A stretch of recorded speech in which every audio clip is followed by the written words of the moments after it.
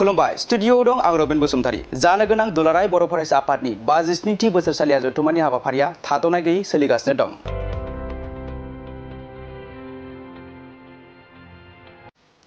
फैगौ मार्च दाननि 13, 14, 15 आरो 16 खालाराव सानब्रैनि हाबाफारिजों क'क्राझार जिल्ला दतमा दख'रानि बेन्दोंआव थानाय बड'फा फोथाराव खुंफुंजानो गोनां दुलाराय बर' फरायसा आफादनि 52थि बोसोरसालिया जथुम्मा खुंफुंनो साखा-फारा जानाया बे समाव थाद'नाय गैयै गोख्रों सोलिगासिनो दं। मख'नो गोनांदि जानो गोनां जारिमिनारि मिरु एबसुनि 52थि बोसोरसालिया जथुम्मानि हाबाफारियाव गुबुन गुबुन हारि माहारिनि सावरायनाय जथुमजों लोगोसे फरायसाफोरनि जिउ राहा दानायनि आदब खायदाफोरखौ लानानै सावरायनाय आरो बायदि बादायलायनाय हाबाफारिफोरबो थागोन। लोगोसे खुंफुंजानो गोनां मिरु एबसुनि 52थि बोसोरसालिया जथुम्मा हाबाफारिनि 14 मार्चआव भारतनि सोलोंथाइ मन्त्रि धर्मेन्द्र प्रधान आरो आसामनि सोलोंथाइ मन्त्रि डक्टर रनज पेगुआ बाहागो लागोन होनना मिथिनो मोनो आरो बे हाबाफारिनि 16 मार्चआव थामहिनबा जोबथा सानखालि मिरुनि नखर मन्त्रि अमित शाहआबो बाहागो लागोन होनना मिथिनो मोनो।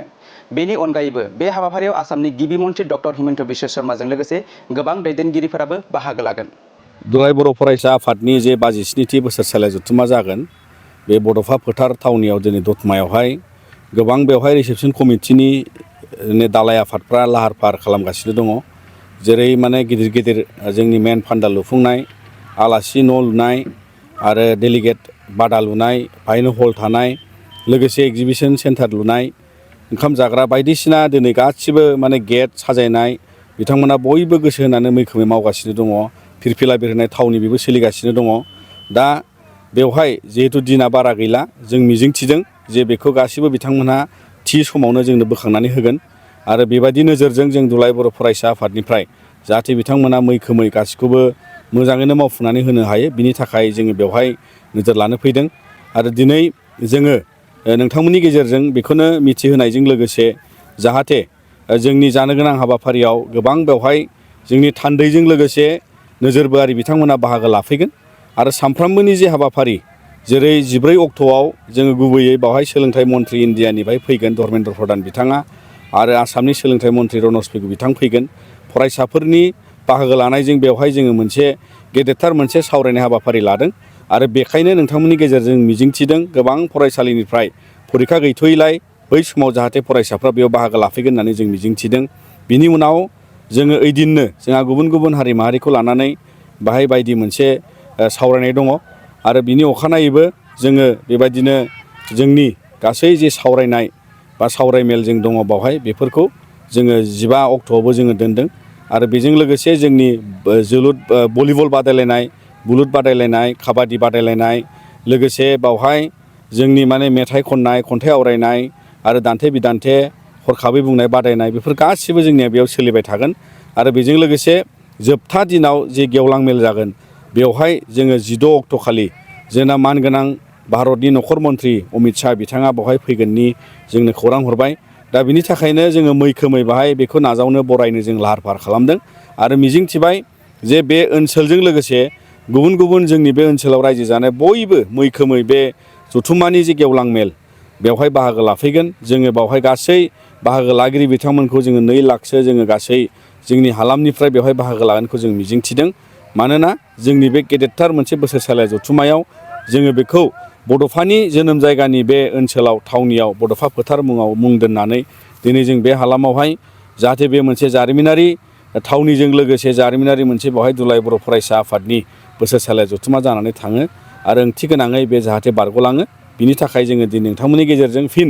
बयबो आइ आफा बिदा फंबायमोनखौ जों खावलायहरो, फरायसा हान्जा बिथांमोनखौ खावलायहरो जाहाथे बेयाव मैखोमै बाहागो लाफैयो। बेसेबांसो थान्दै बाहागो लागोन नोंथांमोननि दुलाराय बर' फरायसा आफादनि? दासिम जोङो दुलाराय बर' फरायसा आफादनि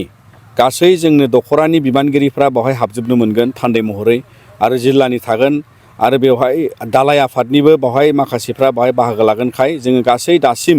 जोंनि जे बिबां थान्दैनि बाहागो लाफैगोननि दा 5,000 खाथियावहाय दा हिसाब मोनसे जानानै दङ। दा बेखायनो जों बेवहाय जोंनि थानायनि जे बादा केम्प बेखौ जोङो 5,000 जोंनि थान्दैफ्रा थाजानाय जों खालामखादों आरो बेजों लोगोसे जोंनि अबजारभारफ्राबो बेवहाय जिहेतु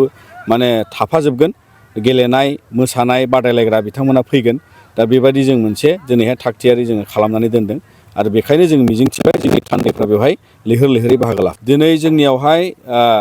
मोनसे मिरु कमिटि थाबाय बिनि अनगायै जोंहा रायजो कमिटि दं वेस्ट बेंगलनि आरो बेबायदिनो दिनै डिस्ट्रिक्ट लेभेलनि कमिटिखौ लाजोबनानै जोंहा बावहाय 33 बाय फिरफिला बिरगोन मिरुखौ लाफानानै आरो बेखायनो वेस्ट बेंगल स्टेट कमिटिजों लोगोसे बायजोनि सिटि कमिटिसफोर थाबाय दिल्ली थाबाय चन्डीगढ़ थाबाय शिलं थाबाय आरो इउनिभारसिटिसफोरनि दालाइ आफादफोर थाबाय बे गासैबो बेवहाय बाहागो लाफैजोबगोन जिल्लाजों लोगोसे दा बिनिखायनो बियो मोनसे माने गोबां जोंनि डिस्ट्रिक्ट आरो स्टेट कमिटिखौ बाहागोजोंहाय बियो मोनसे जोंनि फिरफिला बिरहोनायजों लोगोसे बयनिबो बाहाय बाहागोआ माने गोबां बयबो जेरावखि जाया आफाद थायाखै मानो बिथांमोना बेवहाय गासिबो ज' जेब्ला जोंनि भारतनि नखर मन्थ्रि फैगोन बिथाङाबो बाहाय फैनायनि कनसेन्ट हरबाय आरो बिनिखायनो 16 अक्ट'खालि बिथांनि बाहागो लानायखौबो जोङो दा कनफार्म जाबाय आरो बिथाङा बे कनफारेन्सआवहाय बाहागो लाफैगोन होननानै जोङो मिथिनो मोन्दों दालाइ आफाद साब कमिटि एग्जिबिसनखौ जाय बिथांमोनहा लिड खालामदों जे बावहाय बिथांमोनहा गोबां